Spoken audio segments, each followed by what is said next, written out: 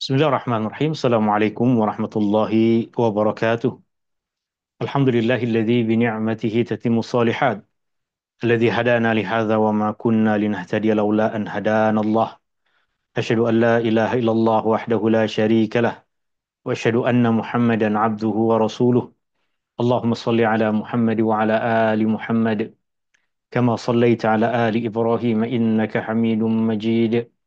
Allahumma barik ala Muhammad wa ala ali Muhammad كما باركت على آل إبراهيم إنك حميد مجيد.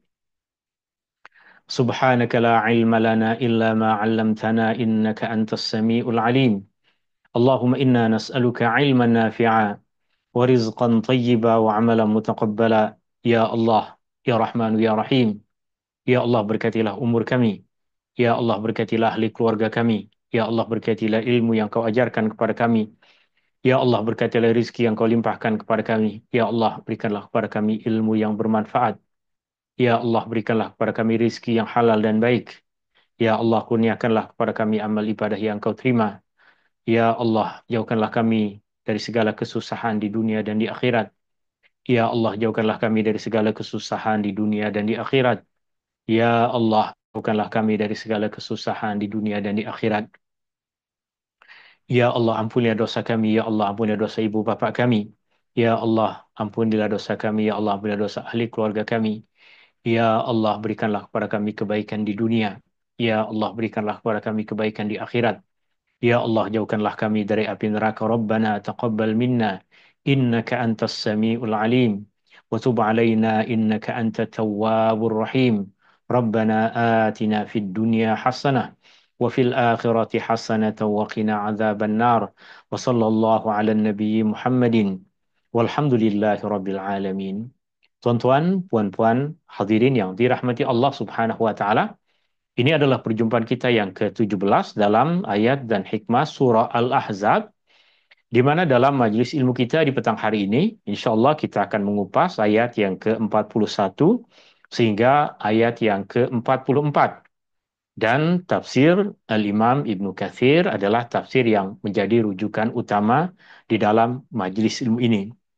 Nota tafsir Ibnu Katsir atau tepatnya terjemahan dari ringkasan tafsir Ibnu Katsir telah saya kongsikan kepada tuan-tuan dan puan-puan di dalam channel WhatsApp.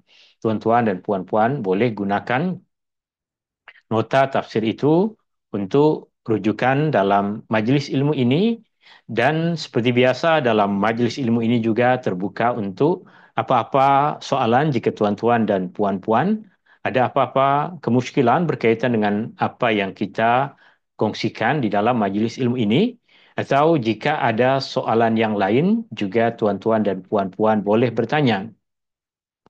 Soalan boleh tuan-tuan dan puan-puan tulis di dalam grup Q&A atau boleh juga terus tulis di dalam chat room di dalam Zoom meeting ini.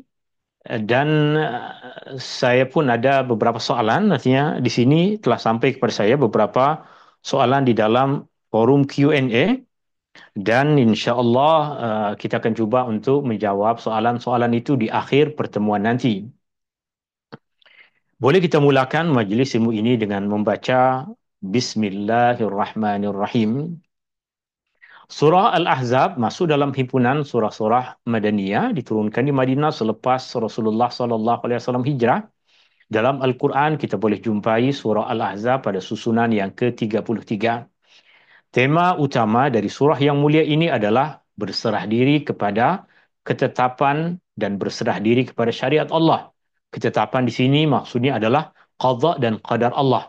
Kita tunduk, kita pasrah, kita berserah diri pada apa yang Allah Subhanahu wa taala takdirkan, dan kita juga tunduk, berserah diri, patuh, taat kepada syariat Allah, kepada agama Allah, kepada apa yang Allah Subhanahu wa taala perintahkan kita, dan jauhkan diri dari apa yang Allah Subhanahu wa taala larang kita daripada melakukannya. Ini adalah ayat-ayat yang insya Allah kita akan kupas, ayat 41 sehingga ayat yang ke-44. Kita akan mula masuk pada ayat yang pertama, firman Allah Subhanahu wa taala, A'udzubillahi minasyaitonir rajim. Ya ayyuhalladzina amanu dzkurullaha dzikran katsira Ya ayyuhalladzina amanu, wahai orang-orang yang beriman, uzkurullaha dzikran katsira. Ingatlah serta sebutlah nama Allah dengan ingatan serta sebutan yang sebanyak-banyaknya. Ya ayyuhalladzina amanu, seruan bagi orang-orang yang beriman. Kita adalah masuk dalam golongan orang-orang yang beriman. Ia bermaksud, ia adalah seruan dari Allah Subhanahu wa taala untuk kita semua. Seruan dari Allah Subhanahu wa taala untuk tuan dan puan. Allah Subhanahu wa taala menyeru dengan seruan yang indah, menyeru hamba-hambanya dengan seruan ya ayyuhalladzina amanu, wahai orang-orang yang beriman, untuk membezakan kita semua dengan golongan orang-orang yang ingkar, untuk membezakan kita semua dengan golongan orang-orang yang tidak percaya kepada Allah, golongan orang-orang yang derhaka kepada Allah Subhanahu wa taala. Selepas Allah Subhanahu wa taala menyebutkan seruan kepada hamba-hambanya yang beriman, kepada kita, kepada tuan-tuan dan puan-puan, kepada semua hadirin di luar sana, Allah Subhanahu wa taala menyeru kita, memerintahkan kita dengan satu perintah, uzkurullaha dzikran katsira. Yang di sini diterjemahkan dengan maksud ingatlah serta sebutlah nama Allah dengan ingatan serta sebutan sebanyak-banyaknya. Zikir kepada Allah Subhanahu wa taala, uzkurullah. Perkataan zikir boleh digunakan untuk maksud mengingat. Zikrullah boleh kita fahami dengan maksud mengingat Allah. Zikrullah juga boleh difahami dengan maksud menyebut Allah, menyebut nama Allah. Dan zikrullah juga boleh difahami dengan maksud memuliakan Allah. Mengingat Allah, menyebut Allah, memuliakan Allah, itulah makna utama dari ungkapan zikrullah, dari perkataan zikrullah. Di dalam terjemahan ini disebutkan dua makna tadi. Ada tiga makna yang kita sebutkan, mengingat, menyebut, dan memuliakan. Mengingat, menyebut, dan memuliakan. Itu tiga makna utama dari perkataan zikrullah. Dari tiga makna utama tersebut, kita jumpai di dalam terjemahan ini disebutkan dua makna utama, yaitu ingat serta menyebut. Boleh jadi kita ingat Allah Subhanahu wa taala meskipun kita tidak tengah menyebut namanya. Contohnya, tuan-tuan dan puan-puan tengah berada dalam keadaan puasa, tiada sesiapa pun di tempat itu, ada makanan, ada minuman, tapi tuan-tuan dan puan-puan tidak memakan makanan yang ada di situ, tidak meminum minuman yang ada di situ, meskipun tiada sesiapa pun manusia yang nampak. Kenapa? Sebab kita ingat kepada Allah. Dalam keadaan seperti itu, meskipun mulut kita tidak tengah menyebut nama Allah, tetapi hati kita ingat kepada Allah sehingga kita tidak melanggar apa yang Allah Subhanahu wa taala haramkan semasa kita tengah berpuasa. Itu arti zikir kepada Allah Subhanahu wa taala boleh jadi dengan keadaan, bukan dengan lisan. Atau terkadang makna yang kedua tadi, zikir kepada Allah Subhanahu wa taala adalah dengan lisan, yaitu menyebut nama Allah. Seperti kita mengucapkan alhamdulillah, seperti kita mengucapkan subhanallah, seperti kita sebut nama-nama Allah, ya Rahman, ya Rahim, ya Allah, ya Dzal Jalali wal Ikram. Ia bermaksud kita menyebut nama Allah. Dan makna yang ketiga yang tadi kita sebutkan dari perkataan zikrullah, zikir kepada Allah Subhanahu wa taala adalah memuliakan Allah, mengagungkan Allah, membesarkan Allah. Dan ini boleh jadi kita lakukan dengan perbuatan ataupun dengan ucapan. Kita memuliakan rumah Allah, memuliakan masjid, bahagian dari memuliakan Allah. Kita memuliakan Al-Quran, kita memuliakan kalamullah. Kita menghormati dan memuliakan Rasulullah sallallahu alaihi wasallam, kita memuliakan orang yang diutus oleh Allah Subhanahu wa taala. Kita memuliakan agama Allah Subhanahu wa taala, kita memuliakan Allah Subhanahu wa taala. Ya ayyuhalladzina amanu, wahai orang-orang yang beriman, uzkurullaha dzikran katsira.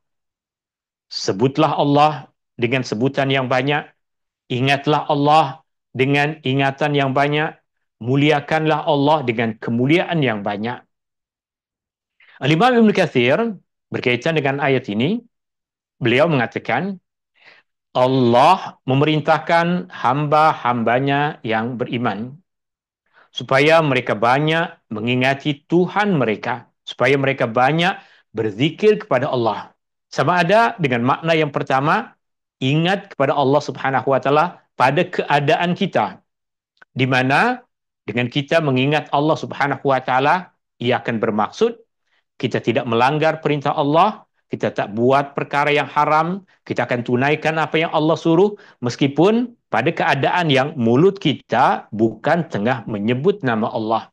Atau bentuk zikir yang kedua adalah dengan menyebut-nyebut nama Allah Subhanahu wa taala, memuliakan Allah Subhanahu wa taala dengan membaca Al-Qur'an, dengan berdoa, dengan memuliakan dan mengagungkan Allah Subhanahu wa taala dengan lafaz-lafaz yang banyak disebutkan dalam Al-Qur'an, dengan lafaz-lafaz yang banyak diajarkan oleh Rasulullah sallallahu alaihi wasallam, ataupun boleh jadi ada orang yang menyebut nama Allah, membesarkan nama Allah Subhanahu wa taala dengan bahasa dia, dengan mengucapkan Allah Maha Pengasih, Allah Maha Penyayang, segala puji bagi Allah. Semua itu adalah bahagian dari berzikir kepada Allah Subhanahu wa taala dengan menggunakan lisan. Berzikir dengan Allah Subhanahu wa taala dengan menggunakan lisan kita, yang paling utama adalah dengan membaca ayat-ayat Allah. Itu Al-Quran. Membaca Al-Quran maksudnya kita berzikir kepada Allah Subhanahu wa taala. Kenapa? Kerana Al-Quran adalah firman Allah. Al-Quran adalah kalamullah. Yang kedua, selepas Al-Quran, tentunya zikir-zikir yang dipandukan, zikir-zikir yang diajarkan oleh Rasulullah sallallahu alaihi wasallam adalah zikir yang terbaik selepas Al-Quran. Al-Quran tak dapat dibandingkan dengan sesuatu apapun. Apa yang diajarkan oleh Rasulullah sallallahu alaihi wasallam dibandingkan dengan Al-Quran tidak sebanding. Apa maksudnya? Al-Quran firman Allah. Rasulullah mulia tapi tak dapat dibandingkan dengan Allah Subhanahu wa taala. Rasulullah sallallahu alaihi wasallam dibandingkan dengan ucapan manusia. Tapi firman Allah Subhanahu wa taala tidak dapat dibandingkan dengan sesuatu apapun.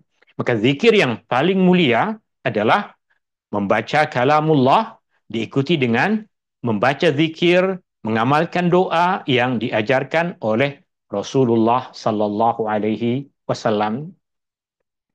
Berzikir kepada Allah yang maha berkat, yang maha tinggi, tabaraka wa ta'ala, yang telah mengurniakan kepada mereka, kepada hamba-hambanya yang beriman, berbagai kenikmatan dan kurnia, kerana dengan berzikir, mereka akan mendapatkan ganjaran yang besar dan tempat kembali yang indah, itu syurga yang Allah telah sediakan di akhirat. Imam Ibn Katsir kemudian kongsikan kepada kita beberapa hadis tentang keutamaan berzikir.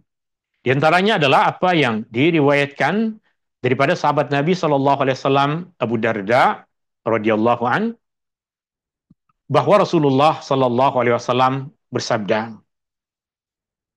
Saya akan bacakan teks hadis ini dalam bahasa Arab dan saya akan cuba untuk terus terjemahkan, dan terjemahan tepatnya tuan-tuan dan puan-puan boleh tengok pada nota yang telah saya kongsikan. Saya tak cukup tempat untuk tulis teks Arab dengan terjemahannya di sini, maka saya akan terjemahkan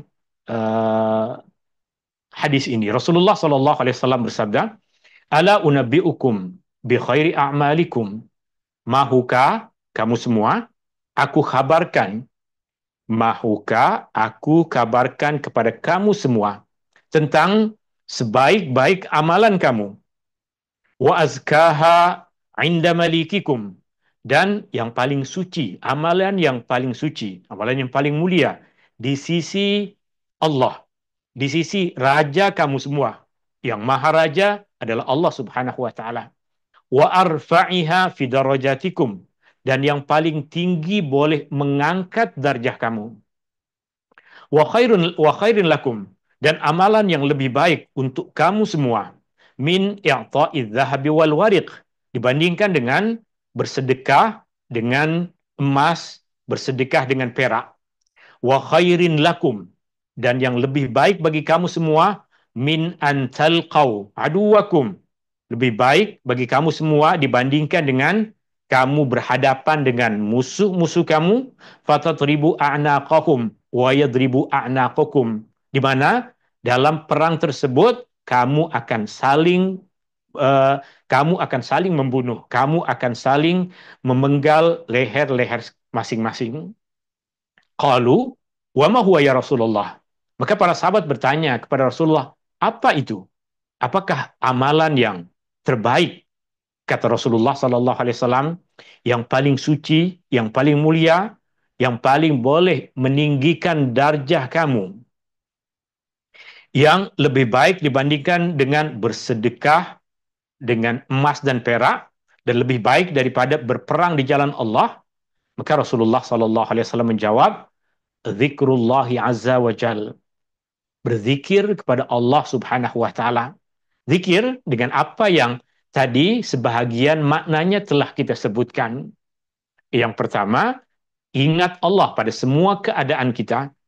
Yang kedua, menyebut-nyebut nama Allah, memuliakan dan mengagukan Allah Subhanahu wa taala dengan lisan kita. Sama ada dengan membaca ayat-ayat Al-Quran ataupun dengan mengamalkan banyak zikir yang dicontohkan oleh Rasulullah Sallallahu Alaihi Wasallam. Kemudian Imam Ibn Katsir rahimahullah taala juga sebutkan satu riwayat yang lain dari Imam Ahmad yang meriwayatkan bahwa Amr bin Qais berkata, aku mendengar Abdullah bin Busr, sahabat Nabi Sallallahu Alaihi Wasallam berkata, seorang lelaki Badui datang kepada Rasulullah Sallallahu Alaihi Wasallam lalu bertanya, ya Rasulullah, siapakah manusia yang terbaik? Baginda Sallallahu Alaihi Wasallam menjawab, man tala umruhu wa hasuna amaluh, orang yang panjang umurnya dan baik amalannya. Umurnya panjang dan amalannya pun baik. Ini ketika Rasulullah Sallallahu Alaihi Wasallam ditanya, siapa manusia yang terbaik? Umurnya panjang dan amalannya pun baik. Jika tuan-tuan dan puan-puan, Allah telah kurniakan kepada kita semua umur yang panjang, kemudian kita mula memperbaiki diri kita, melakukan amal ibadah yang baik, buat baik kepada orang lain, memberikan bantuan kepada orang lain, menyebarkan ilmu untuk orang lain, menyebarkan kebaikan untuk orang lain, maka itu yang disebut oleh Rasulullah Sallallahu Alaihi Wasallam, orang yang panjang umurnya dan baik amalannya. Tapi kemudian ada seorang lelaki lain yang bertanya kepada Rasulullah Sallallahu Alaihi Wasallam, ya Rasulullah, untuk kita buat semua benda baik, artinya susah untuk kita mengamalkan semua benda baik. Ya Rasulullah, sungguh syariat Islam sangat banyak bagi kami. Ada puasa, zakat, sedekah, berperang di jalan Allah, menuntut ilmu, mengajarkan ilmu, dan banyak lagi amal-amal kebaikan yang lain. Maka berilah aku satu perkara yang boleh aku pegang erat. Sahabat ini meminta kepada Rasulullah Sallallahu Alaihi Wasallam akan diajarkan satu amalan yang dia mampu untuk melaziminya. Kerana apa yang diajarkan oleh Rasulullah Sallallahu Alaihi Wasallam berupa amal kebaikan terlalu banyak untuk semuanya dilakukan. Baginda Sallallahu Alaihi Wasallam bersabda, la yazalu lisanuka ratban bizikrillah. Hendaklah lidahmu sentiasa basah dengan berzikir kepada Allah Subhanahu wa taala. Hendaklah lidahmu sentiasa basah dengan mengingat Allah. dengan berzikir kepada Allah Subhanahu wa taala. Amalan yang Rasulullah sallallahu alaihi wasallam nasihatkan kepada sahabat ini sudah tentunya ia amalan yang juga baik untuk kita amalkan dan kita lazimi. Berkaitan dengan ayat ini, ya ayyuhalladzina amanu dzkurullaha dzikran katsira. Wahai orang-orang yang beriman, berzikirlah kepada Allah dengan zikir yang banyak. Ali bin Abi Thalhah meriwayatkan daripada sahabat Nabi sallallahu alaihi wasallam Abdullah bin Abbas radhiyallahu an berkaitan dengan firman Allah ini bahwa ini kata-kata Abdullah bin Abbas bahwa Allah tidak mewajibkan satu ibadah melainkan Allah Subhanahu wa taala memberikan menetapkan batasannya. Solat ada batasannya, ada waktunya. Ada siapa yang wajib solat, siapa yang tak wajib solat. Ada sesiapa yang solat dalam keadaan seperti ini, ada yang solat dalam keadaan seperti itu, diberikan batasan oleh Allah Subhanahu wa taala, ada masa-masa dan keadaan-keadaan yang kita dilarang untuk solat. Lalu Allah memberikan keringanan kepada orang yang melakukan perintah tersebut dalam keadaan uzur. Jika perempuan tengah berada dalam keadaan haid, tentu dia tidak salat kecuali zikir.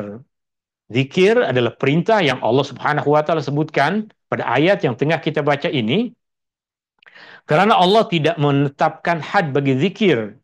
Artinya, zikir bolehkah dilakukan pada pagi hari? Boleh pagi hari, petang, tengah hari.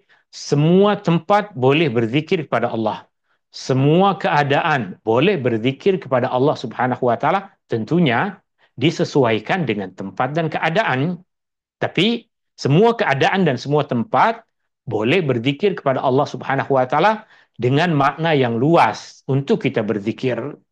Sehingga ketika ditanya, bolehkah berzikir ketika kita berada di tempat buang hajat?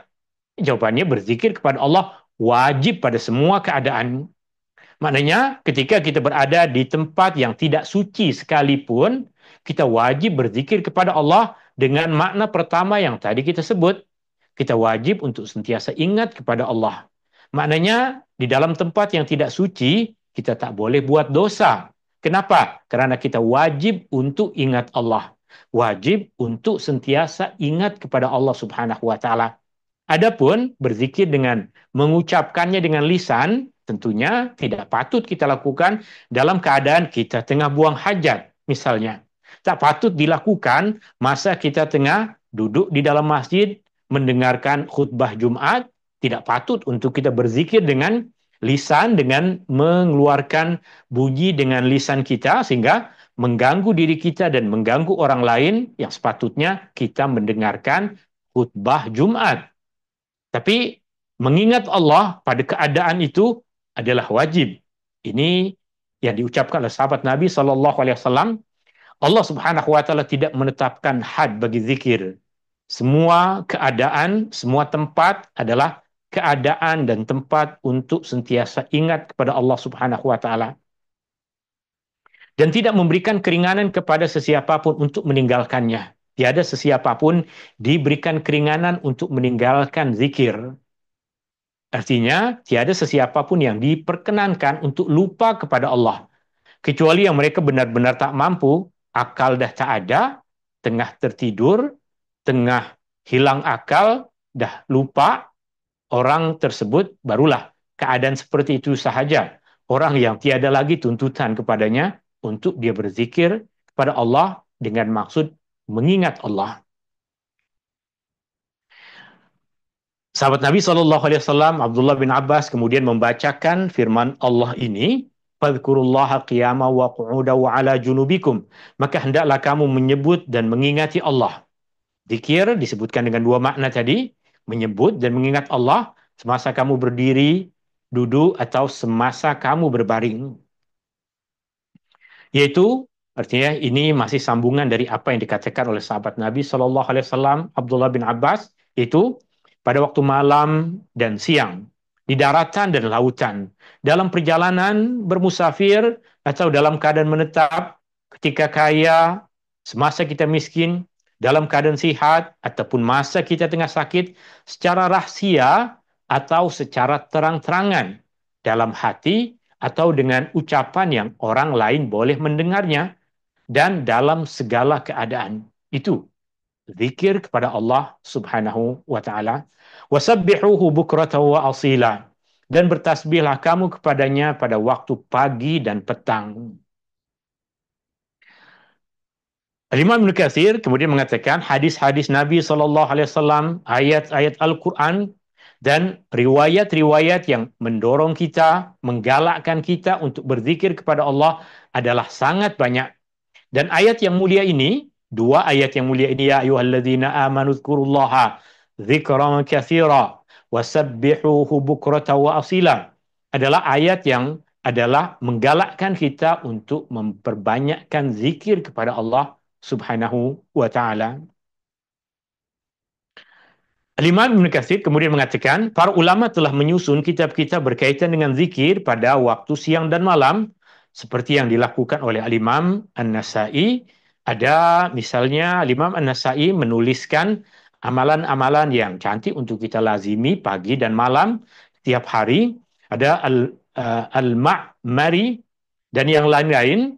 Kemudian Al-Imam Ibn Katsir cadangkan kepada kita satu buku yang terbaik. Antara kitab terbaik yang dikarang berkaitan dengan berzikir kepada Allah Subhanahu wa taala adalah kitab Al-Adhkar yang disusun oleh Syekh Al-Imam Muhyiddin An-Nawawi rahimahullahu taala. Al-Imam An-Nawawi ada menyusun satu kitab yang dia namakan dengan Al-Adhkar, yaitu kumpulan zikir-zikir yang diriwayatkan daripada Nabi sallallahu alaihi wasallam. Kitab ini dah banyak diterjemahkan ke dalam bahasa Melayu dan banyak tuan-tuan dan puan-puan akan jumpai kitab ini di dalam pasaran. Tapi kerana Imam An-Nawawi adalah seorang tokoh ulama yang hebat, tokoh ulama yang besar, maka boleh jadi di dalam kitab zikir tersebut akan kita jumpai banyak kajian-kajian berkaitan dengan hadis, kajian-kajian berkaitan dengan hukum hakam, sehingga terkadang untuk kita memahaminya, kita perlu belajar kepada guru untuk betul-betul memahaminya. Tuan-tuan dan puan-puan yang dirahmati Allah Subhanahu wa taala. Pada ayat yang ke-43 Allah Subhanahu wa taala berfirman, "Wallazi yusalli 'alaikum wa malaikatuh."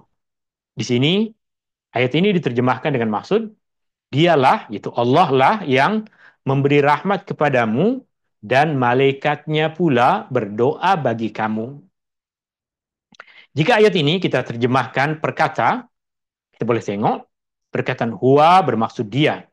Kata ganti nama yang merujuk kepada Allah. Dia yaitu Allah. Alladzi yang yusalli maksudnya adalah berselawat alaikum ke atas kamu semua. Dialah Allah yang berselawat ke atas kamu semua. Wa malaikatuhu, demikian juga para malaikatnya berselawat ke atas kamu. Allah dan para malaikat berselawat ke atas Nabi. Allah dan para malaikat juga berselawat ke atas orang-orang yang beriman.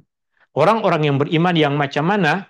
Yang disebutkan dalam ayat sebelumnya, yang Allah seru, ya ayyuhalladzina amanu dzkurullaha dzikran katsira. Orang yang banyak menyebut Allah, orang yang banyak berzikir kepada Allah Subhanahu wa taala, Allah balas dengan Allah berselawat kepadanya dan para malaikat berselawat kepadanya. Apa maksud Allah berselawat kepada mereka, kepada orang-orang yang beriman? Apa maksud Allah berselawat kepada Tuhan? Apa maksud Allah berselawat kepada Puan? Di antara maksudnya adalah apa yang ada dalam terjemahan ini, yaitu memberikan rahmat kepada kamu semua.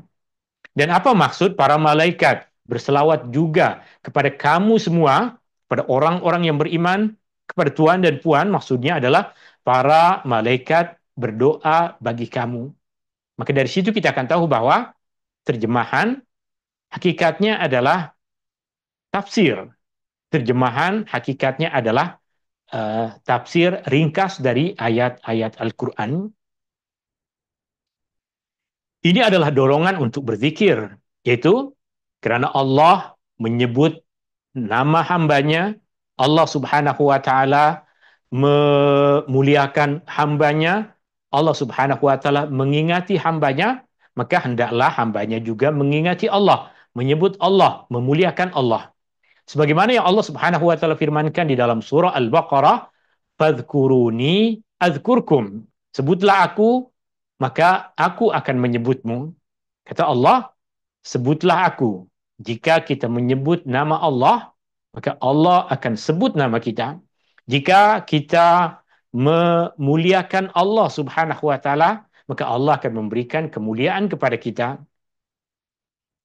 Dan ini kemudian disebutkan oleh Rasulullah Sallallahu Alaihi Wasallam di dalam hadis sebagaimana yang dikongsikan oleh Al-Imam Ibnu Katsir di dalam kitab tafsirnya yang terjemahannya ada pada tuan-tuan dan puan-puan. Ini dia di mana Rasulullah Sallallahu Alaihi Wasallam bersabda, Yaqulullahu Ta'ala, Allah Ta'ala berfirman dalam satu hadis kursi, Man zakaroni fi nafsihi zakartuhu fi nafsi. Sesiapa yang mengingatiku dalam dirinya, siapa yang menyebut namaku di dalam dirinya, keseorangan kita menyebut-nyebut nama Allah, berzikir kepada Allah, maka aku akan mengingatinya, aku akan menyebutnya dalam diriku. Waman zakaroni fi malain. Dan sesiapa yang menyebut namaku, memuliakanku, mengagungkanku, berzikir kepadaku, mengingatku di hadapan khalayak, di hadapan orang ramai, maka zakartuhu fi malain khairin minhu, maka aku akan mengingatinya, akan menyebut namanya di hadapan khalayak yang lebih baik daripadanya. Jika kita berzikir kepada Allah Subhanahu wa taala dalam kesendirian, Allah pun akan sebut nama kita. Jika kita berzikir kepada Allah, menyebut nama Allah, memuliakan Allah Subhanahu wa taala, maka Allah akan sebut nama kita di hadapan para malaikat yang mulia. Allah akan berikan kemuliaan kepada kita di hadapan para malaikat yang mulia. Kemudian Imam Ibnu Katsir terjemahkan apa maksud selawat dari Allah kepada hamba-hambanya. Selawat daripada Allah kepada hamba-hambanya, maksudnya adalah Allah memuji hamba-hambanya di hadapan para malaikat.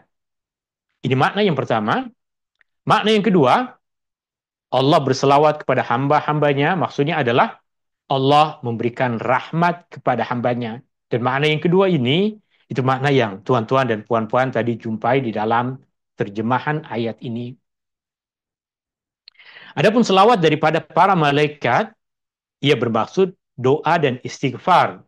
Para malaikat berdoa, meminta kepada Allah agar Allah Subhanahu wa taala memberikan rahmat, memberikan ampunan, Allah meningkatkan darjah bagi orang-orang yang para malaikat berselawat kepada mereka. Masih pada ayat yang ke-43 pada bagian akhir, liyukhrijakum minadh-dhulumati ilan nuri wa kana bil mu'minina rahima. Untuk mengeluarkan kamu semua dari gelap gelita kepada cahaya, dan adalah Dia Allah sentiasa melimpah-limpah rahmatnya kepada orang-orang yang beriman. Dua perkara di sini. Yang pertama, Allah mengeluarkan orang yang beriman dari kegelapan menuju cahaya. Dan yang kedua, Allah memiliki rahmat yang luas kepada hamba-hambanya yang beriman. Rahmat yang spesial untuk orang-orang yang beriman. Berkaitan dengan dua perkara ini, Al-Imam Ibnu Katsir kongsikan kepada kita, kerana rahmatnya kepada kamu, wahai orang-orang yang beriman, pujiannya kepada kamu, dan doa para malaikat untuk kamu semua. Dia telah pun mengeluarkan kamu semua daripada kegelapan jahiliyah dan kesesatan kepada cahaya petunjuk, cahaya keimanan, cahaya keyakinan. Ini makna liyukhrijakum minadh-dhulumati ilan nur. Adapun bagian akhir, dan Dia Maha Penyayang kepada orang-orang yang beriman di dunia dan di akhirat. Di dunia dengan petunjuk yang Allah berikan kepada kita, di dunia dengan kemudahan untuk kita melakukan ibadah kepada Allah, di dunia dengan kurnia nikmat yang Allah Subhanahu wa taala limpahkan kepada kita, dan di akhirat berupa ampunan, rahmat yang besar, dimasukkan ke dalam surga, dan banyak lagi kurnia Allah yang lain di akhirat. Kemudian menceritakan tentang besarnya kasih sayang Allah kepada hamba-hambanya yang beriman. Imam Ibnu Katsir kongsikan kepada kita riwayat ini, di mana di dalam Sahih Al-Imam Al-Bukhari daripada Amirul Mukminin Umar bin Khattab radhiyallahu an, bahwa Rasulullah sallallahu alaihi wasallam melihat seorang wanita tawanan yang mengambil anak kecilnya. Wanita tawanan ini maksudnya adalah dalam sebahagian peperangan, terkadang orang-orang musyrik, orang-orang kafir, dalam peperangan tersebut ada membawa ahli keluarga mereka. Maka di dalam Islam diharamkan untuk ikut memerangi mereka. Maka mereka akan, jika orang-orang kafir kalah, mereka akan dibawa bersama dengan kaum lelaki sebagai tawanan. Maka dalam kejadian tersebut, Rasulullah melihat seorang tawanan perempuan yang tengah mengambil anak kecilnya, lalu mendekapnya ke dadanya dan menyusuinya. Baginda bertanya kepada para sahabat, "Atarawna hadhihi tulqi waladaha finnari wa hiya taqdiru ala dhalik?" Adakah kamu mengira perempuan ini akan mencampakkan anaknya ke dalam api, sedangkan dia mampu untuk mengelakkan perkara itu? Adakah kamu menyangka, adakah kamu mengira perempuan ini akan buang anaknya ke dalam api? Tentu para sahabat mengatakan tidak mungkin. Dia seorang perempuan yang sangat sayang kepada anaknya. Dalam keadaan dia tengah menjadi tawanan dalam peperangan pun, dia tetap sayang kepada anaknya. Maka Rasulullah SAW kemudian mengatakan, "Fawallahi, demi Allah, lallahu, sungguh Allah, arhamu bi'ibadihi min hadhihi biwaladiha." Allah lebih penyayang kepada hambanya, kepada hamba-hambanya, berbanding wanita ini terhadap anaknya. Kasih sayang Allah kepada hambanya lebih besar, lebih luas, dibandingkan dengan kasih sayang seorang ibu kepada anaknya. Kemudian pada ayat yang terakhir Allah berfirman, tahiyyatuhum yauma yalqaunahu salam. Tahiyyatuhum, perkataan tahiyyat bermaksud penghormatan. Dalam solat kita ada ucapan at-tahiyyat. Ia bermaksud penghormatan. Tahiyyatuhum yauma yalqaunahu salam. Penghormatan mereka, orang-orang yang beriman. Yauma, pada hari. Yalqaunahu, berjumpa dengannya, berjumpa dengan Allah. Salam adalah salam. Apa maksud dari ayat ini? Al-Imam Ibnu Katsir kongsikan kepada kita dua maksud dari ayat ini. Yang pertama, mengikut kepada pandangan yang lebih zahir, maksud dari ayat ini adalah salam penghormatan daripada Allah kepada hamba-hambanya. Salam penghormatan daripada Allah pada hari mereka menemuinya, pada hari manusia, pada hari orang-orang yang beriman menemui Allah. Maksudnya Allah memberi salam kepada mereka. Allah memberi salam kepada mereka. Apa maksud Allah memberikan salam kepada mereka? Yakni Allah memberi salam kepada orang-orang yang beriman pada hari di mana Allah Subhanahu, pada hari di mana mereka di akhirat nanti diperkenankan untuk berjumpa dengan Allah Subhanahu wa taala. Dan ini sama makna dengan apa yang Allah firmankan di dalam surah Yasin, salamu qawla mir rabbir rahim. Salam, ucapan salam sejahtera. Mir rabbir rahim, dari Tuhan yang maha mengasihani.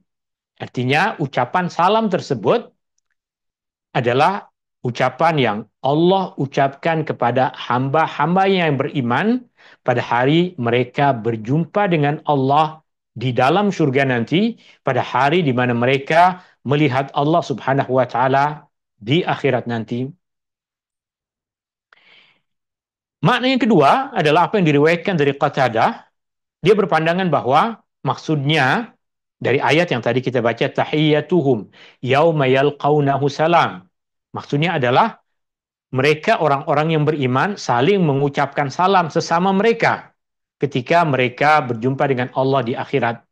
Orang-orang yang beriman saling mengucapkan salam sesama mereka. Pendapat ini dipilih oleh Imam Ibnu Jarir, dan pandangan ini boleh dikuatkan dengan Apa yang Allah Subhanahu wa taala firmankan di dalam ayat yang lain, surah Yunus ayat yang ke-10, dakwahum fiha subhanakallahumma wa tahiyyatuhum fiha salam. Doa ucapan mereka di dalam surga ialah subhanakallahumma, maha suci engkau, wahai Tuhan kami, wa tahiyyatuhum fiha salam, dan ucapan sesama mereka adalah perkataan salam. Wa akhiru da'wahum, dan doa terakhir mereka adalah anilhamdulillahirabbil alamin, ucapan alhamdulillahirabbil alamin. Dua makna ini tidak saling bersalahan. Boleh jadi manusia, orang-orang yang beriman, mengucapkan salam sesama mereka, dan boleh jadi juga seperti yang disebutkan di dalam surah Yasin, Allah pun akan mengucapkan salam kepada hamba-hambanya yang beriman. Akhir ayat 44, wa a'adda lahum ajran karima, dan Allah telah sediakan bagi mereka pahala balasan yang mulia, yaitu surga serta semua kenikmatan yang ada di dalamnya, makanan, minuman, pakaian, tempat tinggal, pasangan, kenikmatan, pemandangan yang indah yang tidak pernah ada mata yang pernah melihatnya, tiada telinga yang pernah mendengarnya, dan tiada terbayang oleh hati sesiapapun manusia. Dari apa yang kita kupas tadi, ada banyak pengajaran, ada banyak hikmah yang telah kita ambil. Di antaranya adalah dua pengajaran utama. Yang pertama, berzikir kepada Allah dengan maksud ingat kepada Allah, dengan maksud memuliakan Allah, dengan maksud menyebut-nyebut nama Allah Subhanahu wa taala, artinya zikir dengan keadaan ataupun zikir dengan lisan adalah ibadah yang boleh dilakukan pada semua keadaan, melainkan pada keadaan-keadaan tertentu yang tentunya zikirnya mesti disesuaikan. Sedangkan zikir dengan maksud ingat kepada Allah, ia ada pada semua keadaan. Berbeza dengan ibadah yang lain, zikir tidak mempunyai had tertentu. Ia boleh dilakukan dalam segala keadaan. Kemudian yang kedua, rahmat Allah kepada hamba-hambanya yang beriman. Kasih sayang Allah kepada hambanya yang beriman lebih besar dari kasih sayang ibu kepada anaknya, seperti dalam hadis yang tadi diriwayatkan oleh Imam Al-Bukhari dan Muslim daripada sahabat Nabi SAW, Umar bin Khattab radhiyallahu anhu. Wallahu taala a'la wa alam, tuan-tuan, puan-puan, hadirin yang dirahmati Allah Subhanahu wa taala. Seperti yang tadi saya sebutkan, insyaallah kita akan menjawab beberapa soalan yang ada di dalam forum Q&A. Oke, ada soalan yang pertama berkaitan dengan wudhu. Soalan yang pertama berkaitan dengan wudhu. Soalannya, semasa membasuh muka untuk wudhu, anak rambut tepi telinga panjang. Anak rambut tepi telinga panjang. Kaum perempuan selalunya panjang. Lelaki pun ada yang panjang yang bersambung dengan janggutnya. Oke, perlukah dikeluarkan dari ikatan atau sanggul untuk dibasuh sampai ke hujung rambut, atau cukup membasahkan sebagian rambut yang berada pada bahagian muka sahaja? Apa-apa rambut yang ada pada bahagian wajah? Apa-apa rambut yang ada pada bahagian wajah? Ini rambut yang ada pada bahagian wajah. Ini rambut yang ada pada bahagian wajah. Ini rambut yang ada pada bahagian wajah. Maka ianya perlu dibasahkan masa kita mengambil air wudhu. Apa saja yang berada pada bahagian wajah. Adapun apa yang panjang ke bawah melebihi had wajah, seperti maaf, saya jadikan diri saya sebagai contoh, janggut saya. Janggut saya tak sepanjang. Janggut ada sebagian tuan di situ yang janggutnya lebih panjang dari saya, tapi anggaplah, kiralah janggut saya panjang. Oke. Janggut saya tumbuh pada bahagian wajah, tapi tidak semua janggut saya berada pada had wajah. Maka janggut yang panjang tidak mesti dibasuh pada bahagian hujungnya. Artinya, saya tidak wajib semasa saya berwudu untuk membasahi semua janggut saya. Memadai ketika saya berwudu untuk membasuh bahagian yang hanya menjadi bahagian had wajah saya. Dari hujung telinga dari anak telinga sini kanan ke anak telinga kiri, ini semua bahagian yang wajib saya basuh. Dari bahagian tempat tumbuh rambut di atas sampai kepada dagu, ini bahagian yang wajib saya basuh. Adapun bawahnya nih, meskipun akar dia ada di atas ini, maka bahagian bawahnya tidak wajib untuk saya basuh. Ia disunahkan, ia digalakkan untuk kita membasahkan sehingga ke bahagian akar-akarnya. Tapi ia bukan perkara yang wajib. Maka apa yang wajib untuk dibasuh adalah rambut yang berada pada had wajah sahaja. Yang apabila ia terlampau panjang dan kita tidak membasuhnya dan ia sudah keluar dari had wajah, maka ia bukan sesuatu yang wajib untuk kita basuh, tetapi jika kita mahu meratakan air kepada semua bulu yang panjang itu, rambut yang panjang itu yang terbaik. Itu yang terbaik. Wallahu ta'ala a'la wa alam. Soalan yang kedua, dan saya tak pasti soalan ini dah ada ustaz lain yang puan tanya dan telah memberikan jawapan. Jika sudah ada yang memberikan jawapan, maka boleh pegang kepada jawapan tersebut. Tapi jika masih ada lagi yang confused, ini berkaitan dengan hukum hakam haid. Berkaitan dengan hukum hakam haid. Hukum hakam haid di dalam mazhab Syafi'i di antara perkara yang padanya terdapat banyak perbezaan pandangan di dalam mazhab Syafi'i sendiri berkaitan dengan perincian sebahagian dari hukum hakam atau banyak hukum hakam haid dalam mazhab Syafi'i terdapat perbincangan dan perbezaan pandangan. Maka jika sudah ada yang memberikan jawaban kepada Puan berkaitan dengan isu ini, Puan boleh gunakan jawapan tersebut. Tapi jika masih confused, saya akan bacakan soalannya dan saya akan coba untuk menjawabnya. Soalan berkaitan dengan seorang perempuan yang dikatakan darah haid keluar 2 kali dalam 1 bulan. Maknanya,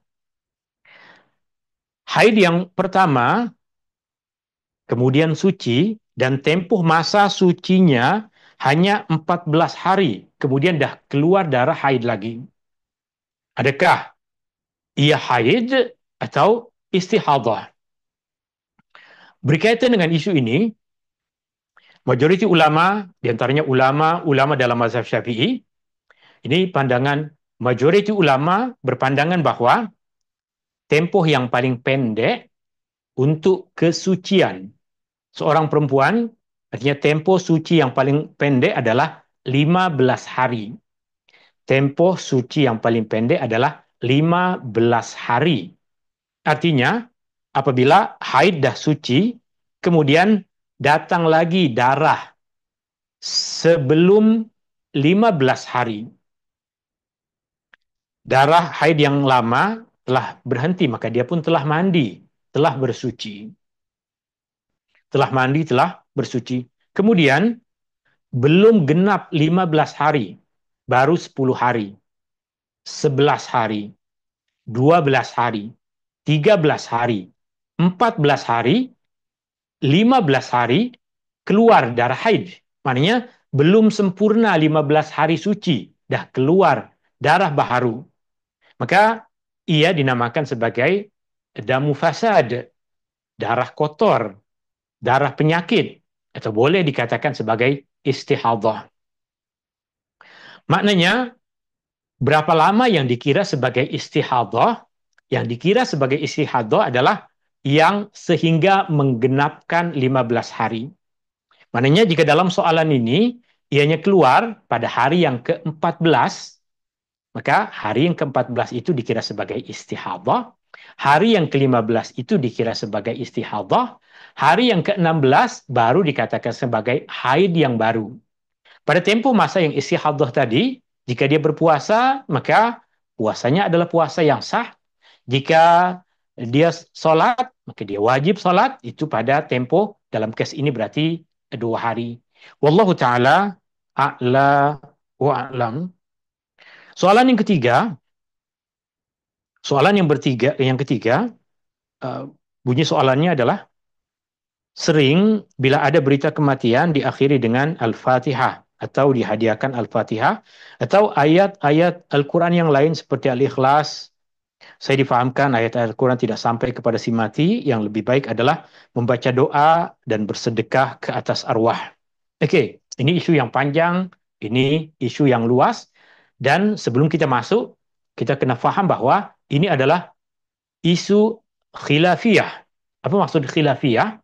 Perkara yang Nabi SAW tidak memberikan batasan, maka padanya ada perbezaan pandangan di antara para ulama. Al-Imam Asy-Syafi'i berpandangan bacaan Al-Quran tidak sampai pahalanya kepada orang yang mati.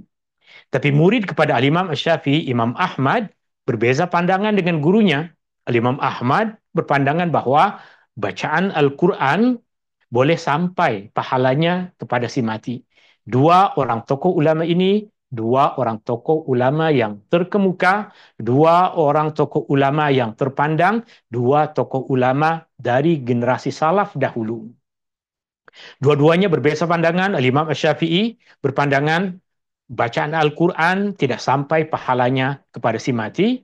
Al-Imam Ahmad berpandangan bacaan Al-Quran boleh sampai pahalanya kepada si mati.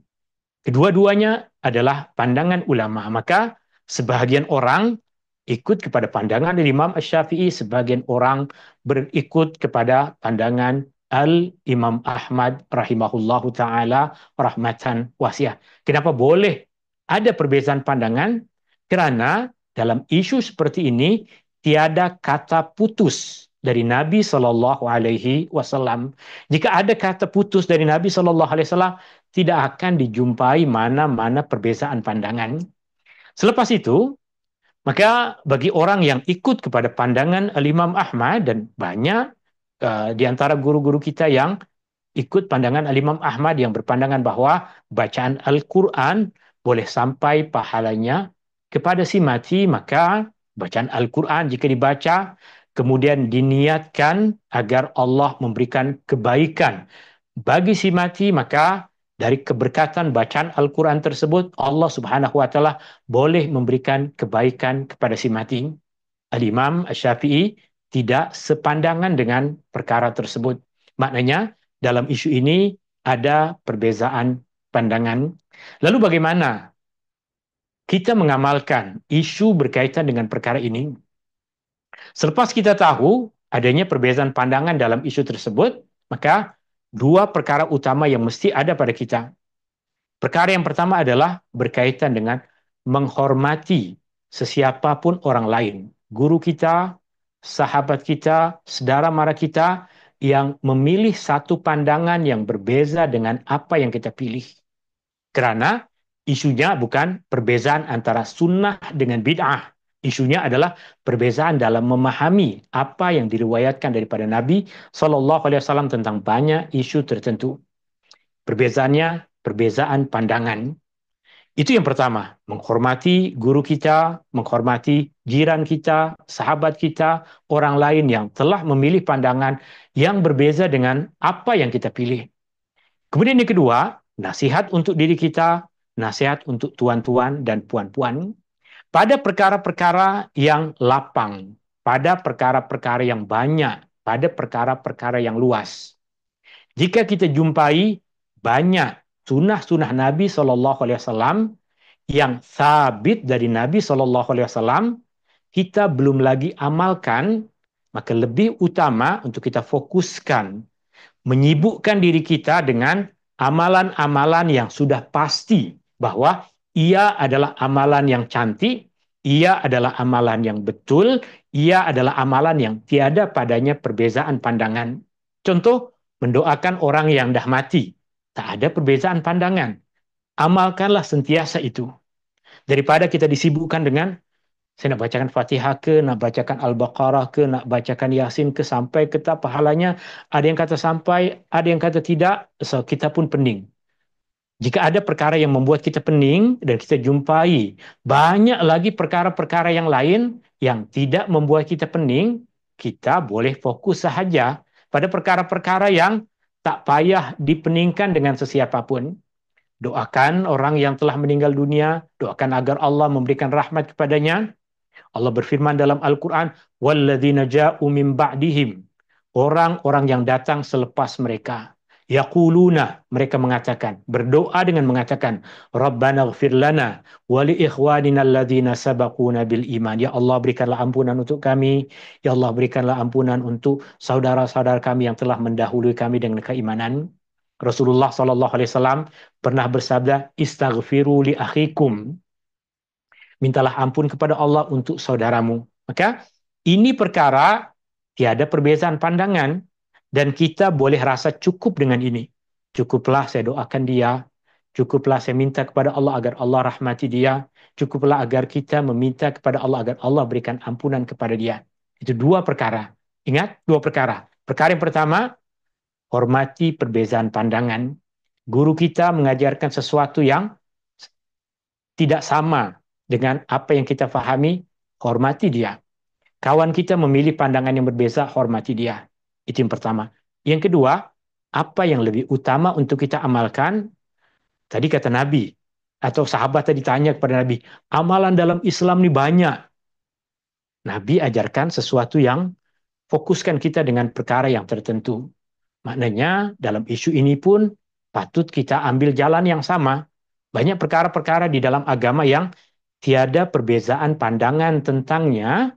Kita lebih fokus kepada itu dan kita amalkan. Mendoakan orang yang telah meninggal dunia, menziarahi kuburnya, kita uh, membayarkan hutang bagi orang yang dah mati itu termasuk amalan yang mulia. Itu sabit digalakkan oleh Nabi SAW. Ada seorang sahabat yang memberikan jaminan untuk membayar hutang kepada orang yang telah meninggal dunia. Nabi SAW ingatkan balik kepada orang tersebut untuk sentiasa membayarkan hutang ke atas orang yang meninggal dunia. Banyak perkara-perkara yang uh, boleh kita lakukan untuk orang yang meninggal dunia dibandingkan dengan kita disibukkan dengan perkara-perkara yang ada perbezaan pandangan padanya. Soalan yang keempat, adakah perlu membaca doa kunut apabila mengqadha salat subuh? Adakah perlu membaca doa kunut apabila mengqadha salat subuh? Jika puan lazim membaca kunut di dalam salat subuh, maka jika lambat bangun untuk salat subuh, terlambat bangun pukul 8 baru bangun, kemudian salat subuh pada waktu itu, maka bacalah kunut. Jika tuan dan puan memang terbiasa tidak membaca kunut dalam solat subuh, maka masa qadha salat seperti tadi dia tak perlu membaca kunut, maka membaca kunut ikut kepada keadaan asal yang kita solat subuh. Dan soalan yang terakhir yang masuk pada saya di sini adalah berkaitan dengan udhiyah, berkaitan dengan kurban. Berkaitan dengan kurban, ada beberapa soalan sebelum ini pun sama soalannya, tapi ini ada beberapa perincian yang berbeza. Soalannya berkaitan dengan hukum udhiyah, yaitu kurban, buat ibu bapa yang sudah meninggal dunia.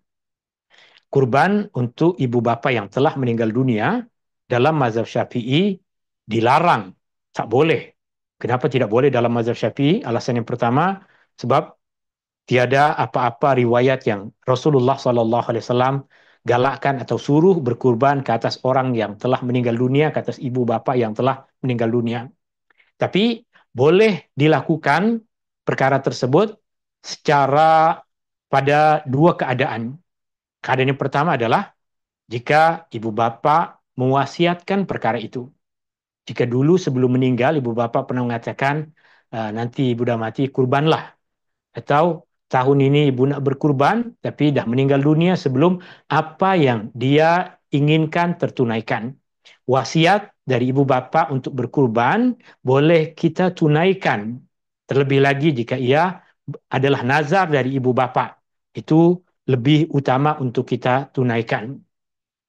Atau keadaan yang kedua, kita berkurban untuk diri kita sendiri.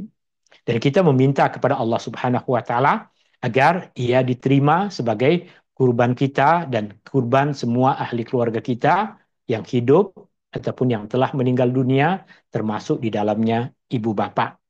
Adapun berkurban hanya untuk ibu bapak semata, tanpa kita yang masih hidup, itu yang tadi nyata di dalam mazhab Syafi'i ia adalah satu perkara yang dilarang. Alasan utamanya karena tiada contohnya dari generasi sahabat, tiada contohnya dari Nabi Shallallahu Alaihi Wasallam. Soalan yang kedua, apa hukum membuat udhiyah di luar negara, di rakyat yang mereka lebih memerlukan seperti di Gaza, di Yaman dan lain sebagainya? Hukumnya adalah boleh, kita boleh berkurban di tempat di mana kita berada dan kita boleh berkurban di tempat lain. Nabi SAW pernah berada di Madinah. Nabi SAW utus Ali bin Abi Thalib untuk menyembelih kurban Nabi SAW di Mekah. Maknanya berkurban di tempat lain adalah dibolehkan karena Nabi SAW pernah melakukannya. Nabi di Madinah dan Ali bin Abi Thalib menyembelih kurban Nabi SAW di tempat lain.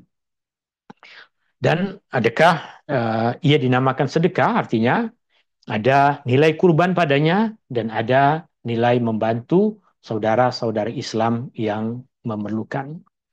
Wallahu taala ala wa alam, itu soalan setakat ini, soalan-soalan yang sampai kepada saya. Hadani Allah wa iyyakum ajma'in. Subhanakallahumma wa bihamdika asyhadu an la ilaha illa ant astaghfiruka wa atubu ilaika. Tahu ada siapa di antara tuan-tuan dan puan-puan? Ada apa soalan yang lain sebelum kita tutup majelis ini? Oke, alhamdulillah tiada. Syukran. Hadani Allah wa iyyakum ajma'in. Subhanakallahumma bihamdika asyhadu an la ilaha illa anta astaghfiruka wa atubu ilaik. Syukran. Assalamualaikum warahmatullahi wabarakatuh. Waalaikumsalam. Terima kasih. Waalaikumsalam warahmatullahi wabarakatuh. Jazakallah khair. Jazakumullah khairan. Terima kasih, Ustaz.